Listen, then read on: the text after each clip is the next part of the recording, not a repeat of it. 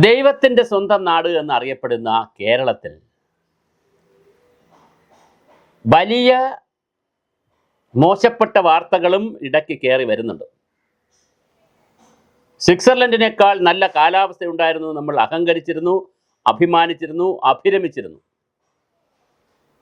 എവിടെ നോക്കിയാലും പച്ചപ്പ്, 44 നദികൾ, പുഴകൾ, തോടുകൾ, കായലുകൾ, തടാകങ്ങൾ, മലകൾ, കുന്നുകൾ, അങ്ങനെ പച്ച വിരിച്ച സ്വച്ഛമായി സഖ്യാദ്രി മുതൽ അറബിക്കടൽ വരെ സ്വച്ഛമായി കിടക്കുന്ന പച്ച വിരിച്ചൊരു കൊച്ചു തുരുത്താണ് കേരളമെന്നൊക്കെ നമ്മൾ അഭിമാനിച്ചിരുന്നു.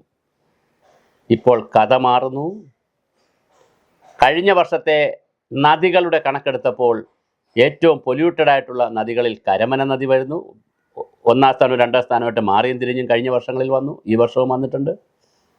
വളപട്ടണം പുഴ ഇതുപോലെ മാറിയും തിരിഞ്ഞും വരുന്നുണ്ട്.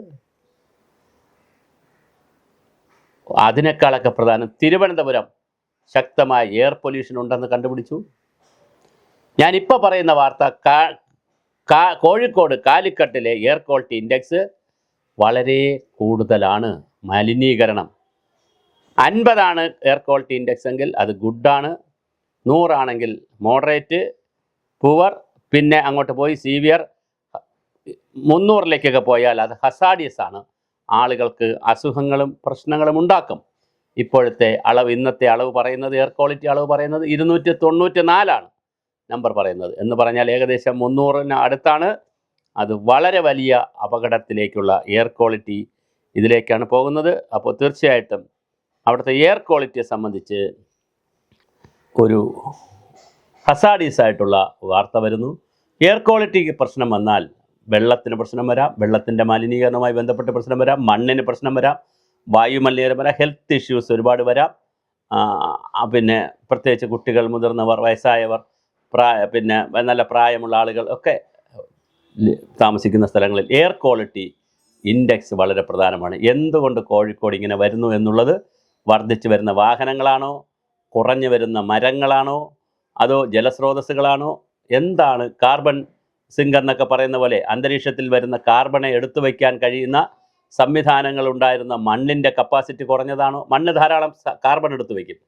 കാർബൺ സിങ്ക് തന്നെയാണ് മണ്ണെന്ന് പറയുന്നത്. പക്ഷേ ആ മണ്ണിൽ വരുന്ന വ്യത്യാസമാണോ? മരങ്ങൾ കുറയുന്നതാണോ? ജലസ്രോതസ്സുകൾ നികത്തപ്പെടുന്നതാണോ? വയലുകൾ ഇല്ലാതാകുന്നതാണോ? എന്താണ് അവിടുത്തെ എയർ ക്വാളിറ്റിക്ക് വളരെ വലിയ പ്രശ്നമാണ് വരുന്നിരിക്കുന്നത്.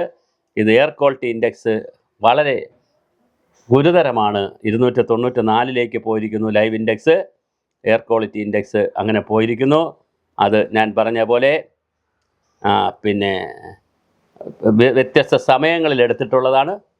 ആ സമയങ്ങളിൽ എടുത്തതിനെ സംബന്ധിച്ചും കൃത്യമായ കണക്കുകൾ വന്നുകൊണ്ടിരിക്കുന്നു.